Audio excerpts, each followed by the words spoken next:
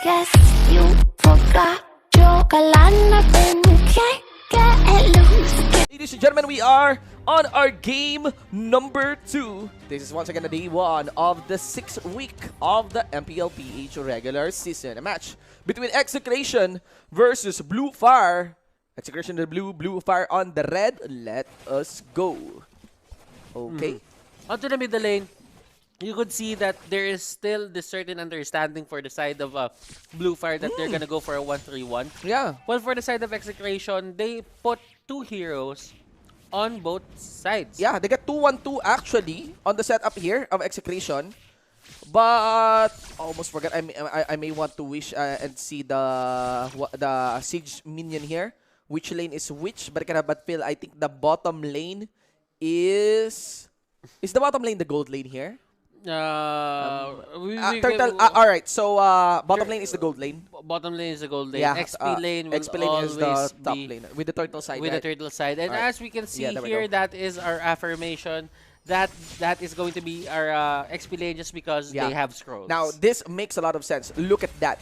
They have the Gusion actually went for the EXP lane so that the lane, the EXP, the level 4 would be accelerated on the Gusion. And look at here. You got Chaknu aiding towards Cutie, punishing quickly that Uranus, and that allows for Cutie getting chunks of gold from that shield protection.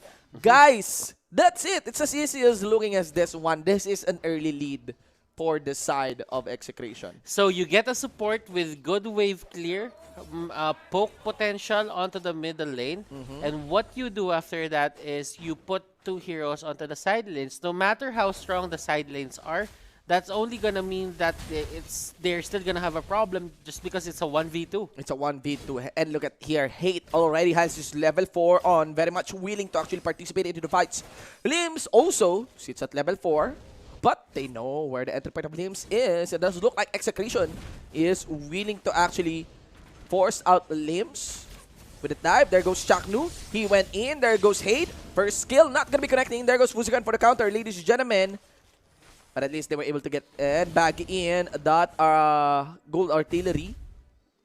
And yeah, still no kill down for the bottom lane. Only just one, and that would be of Benecu earlier against the U. Raiders 2! Boom! And that is going to be the middle lane pressure that both of these teams can do. If you cannot see one person onto the lane, then that means you should be going back, and that is going to be another kill for the side of EXECRATION. And it's a 2-1-2 understanding for the side of EXECRATION. Yeah. And it's interesting, Shinbu, because we talked about this earlier, that a lot of the teams here have different understandings, and it just shows. It just shows. Yeah, it just shows. The 2-1-2 setup here clearly accounts for 2 cores, 2 carry, right? You have the Gusion. You have the YSS as well, and it's paying good for them, especially on the YSS lane, ladies and gentlemen, because BLUEFIRE here seems to want to acknowledge where the gank will come from Hate. So that's why maybe they're being a bit light onto this side lane Uranus, and maybe that's why things are escalating all in favor of EXECRATION's Cutie's YSS. And this is not good because these are just the laning phase setup. At the moment that EXECRATION tries to group up, they might have a better lead here. You know what? Because of their 2 cores. Shin, now I'm thinking that probably an invade isn't really the best thing to do. But what you do when other teams go for the invade is you try to get the information where they are taking the buff.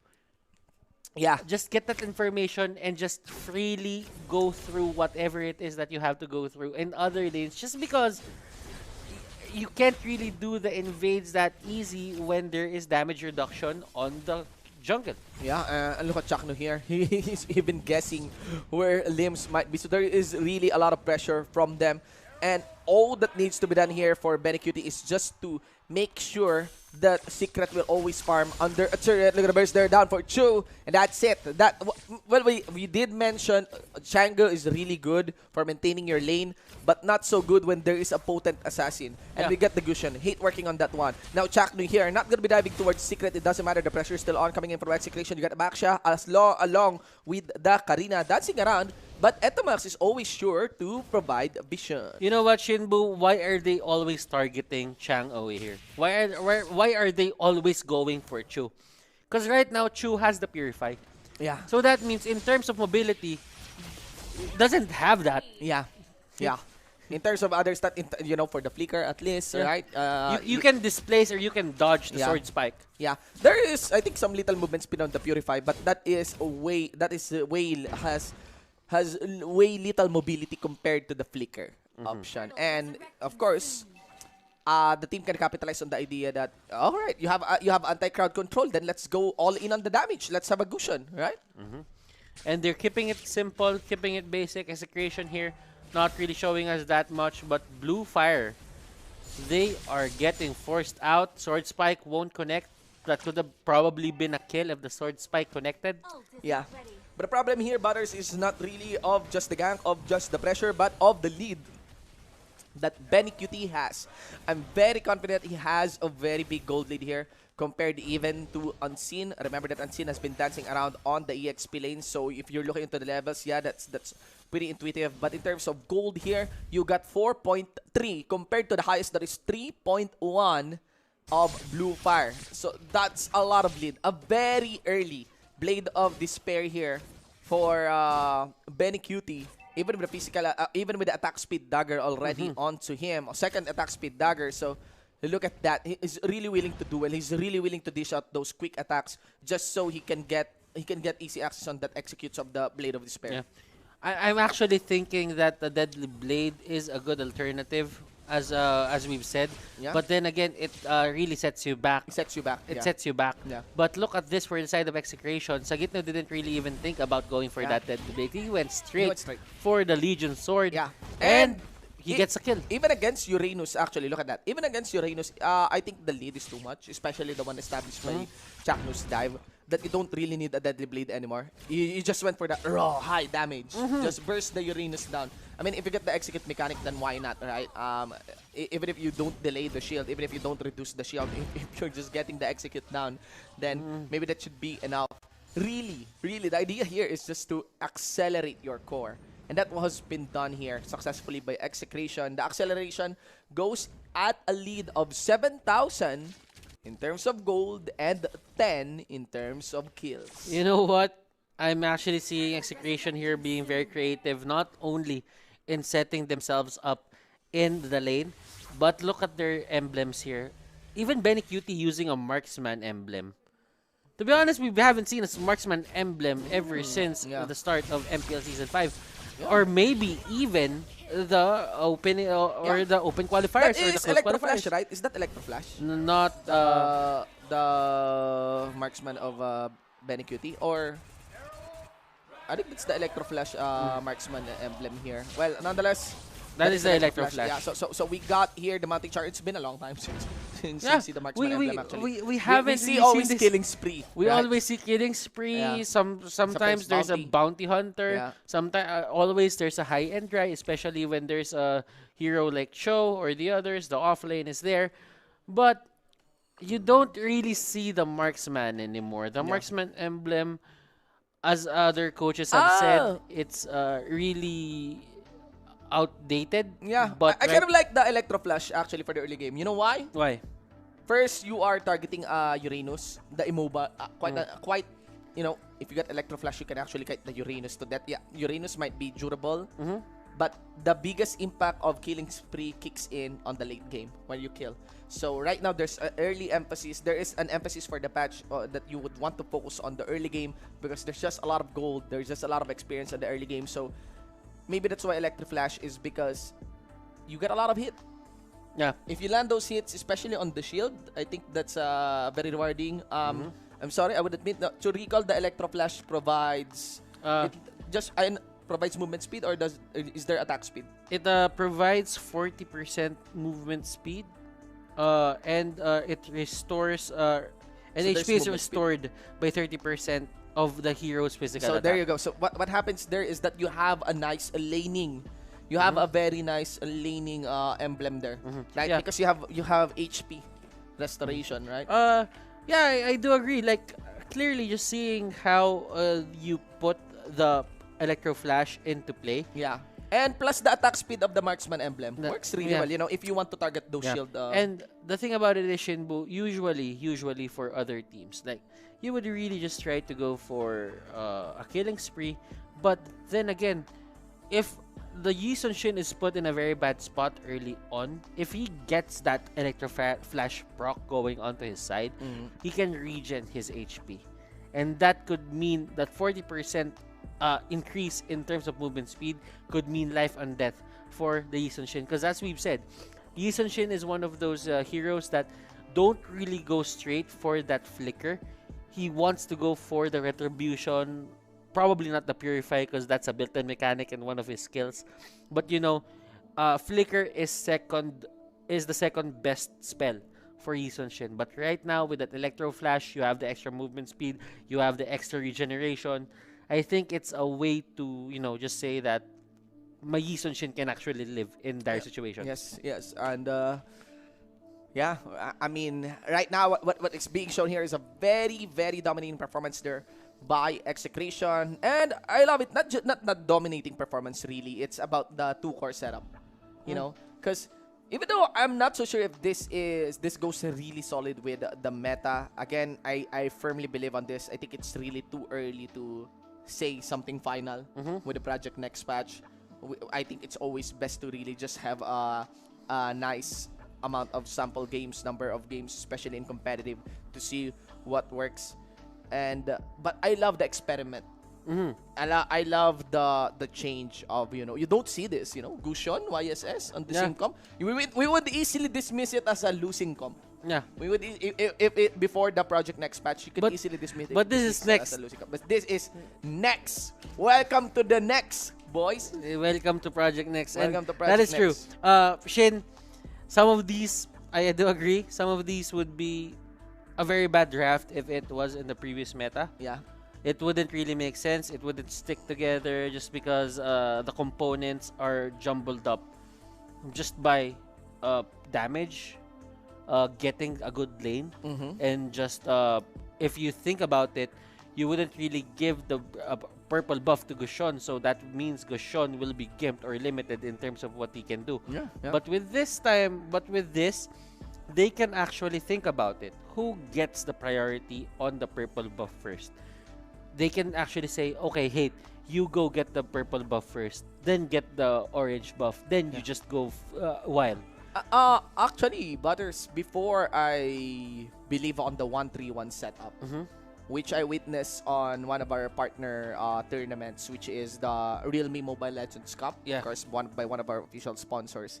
I did so the 1-3-1 setup there by Team Payaman, and it was further confirmed by Honda Beast Gaming, you know, also one of the best minds here for Mobile Legends in their country.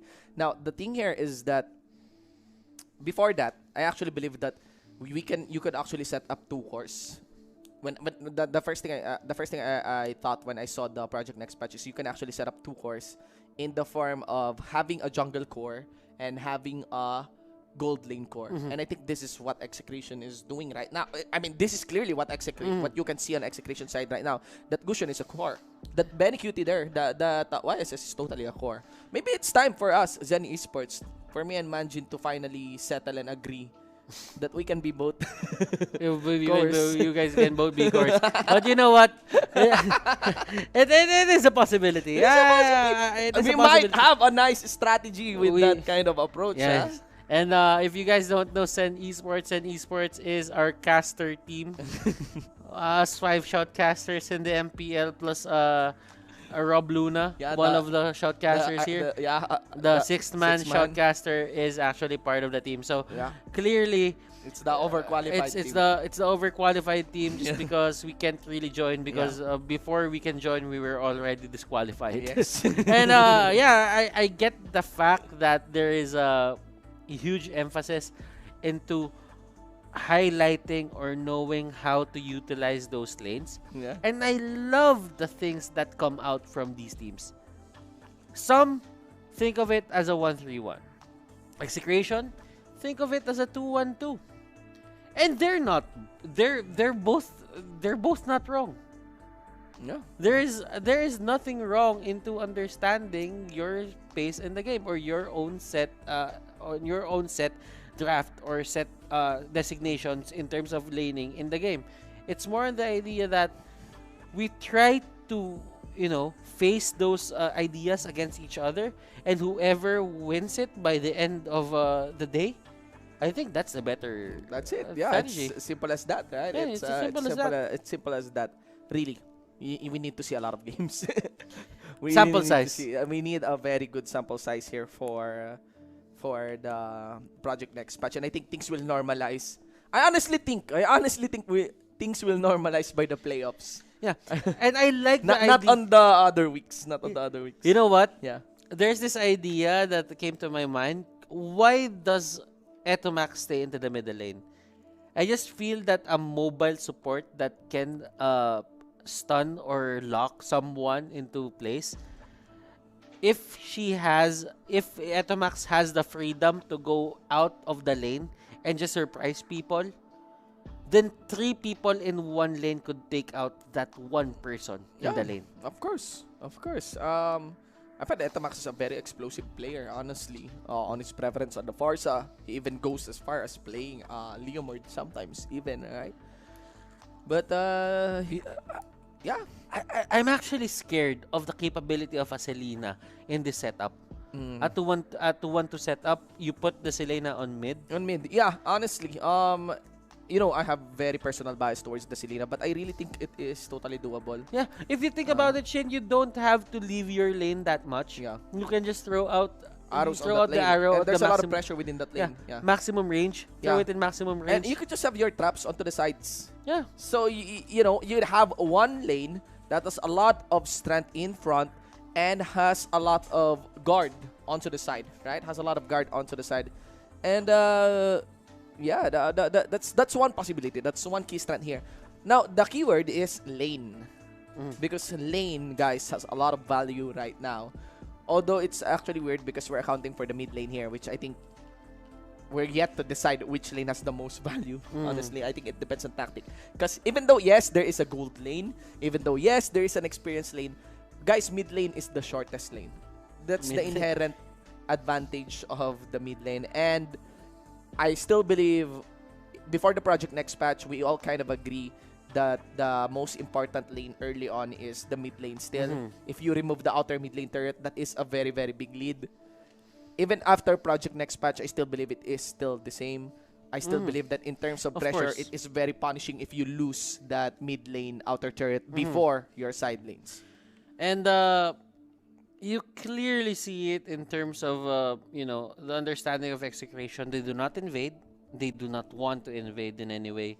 What they do, Shin, is they really just try to get the things done in terms of getting you know, the idea where the other team is. Because here, for the side of BLUEFIRE, they picked up Karina. And Karina is said to be one of the suitable heroes for that jungle lane, for that jungle role. And I like how BLUEFIRE is dealing with this as well. But they can't really go head to head with the side of execration right now, because the thing is, in terms of execration side, economy is balanced, XP is balanced. It gets spread out through the other sides. Yeah. Etomax gets a bit of priority just because he has a solo lane, and that's how it works usually. Yeah. So if BLUEFIRE can't stop the bleeding and cannot, you know, turn things around on that Kagura onto the middle lane while she's alone, I don't think that they can actually catch up on this one anymore. Well, let us see, ladies and gentlemen. We got here our return for the game. 8-minute mark. 12-0 on top of that 9,000 gold lead for the side of Execration. We're still yet to see the Lord as the 60-minute timer, 60-second timer is still there. Rather, they are just setting up, you know, kill brushes here. And maybe I think I can actually predict how the dive will be done here, how the fights will happen here. And yeah, that is of Chaknu jumping, obviously. And Chaknu's just saying that this is my house. You Yeah. cannot extend. You cannot go here. Go back to your base. You are not allowed to go out. You are grounded. Yeah, that's it. You just follow up with a mounting shocker after the dive of Chaknu here. It's And really safe. yeah, very, very safe. Very, very methodical. And again, you just need to have the waves in. There is enough wave flare onto the side of BLUEFIRE. But still, there's the dive of Chaknu. I can see it. There Go! we go. There we go. There's the dive. There is the ultimate. There is the follow-up. There is going to be very cutie getting the kill onto the back shot. And also Sagitnu following through. 2-4-0. Maybe they get the 3 as they get the kill onto Limbs. On the carry. Nah, and that's it, ladies and gentlemen. On the mid, it is going to be Gunna. And yeah, no amount of weight clear will stop EXECRATION on finishing this one. There's another jump onto Chaknu, ladies and gentlemen. Look at Edomax here. He wants to finish the game. Focusing actually onto the main base for that part. But yeah, just like that. One setup on Chaknu. Few seconds away, we got 2 inhibitors lost. And this is a good performance coming out from EXECRATION. They're pushing their limits. They know that at this point in the game, BLUEFIRE can't really do anything. Because in terms of damage output, they focused on magic a bit. Not a bit, but they really did focus on magic.